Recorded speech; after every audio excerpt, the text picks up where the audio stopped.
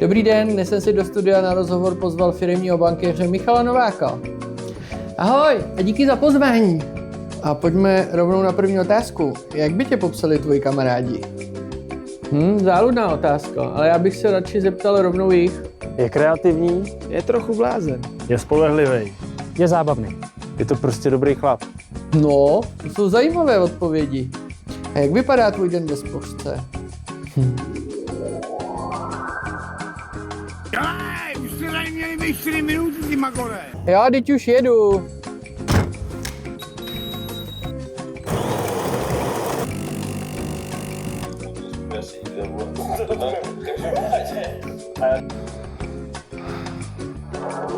Halo.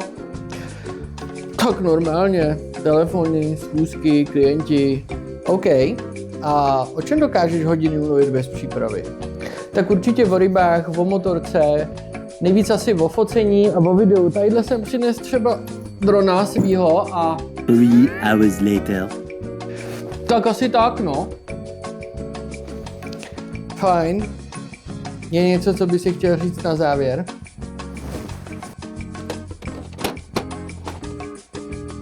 Jsem Michal Novák a chci být hlas spořky.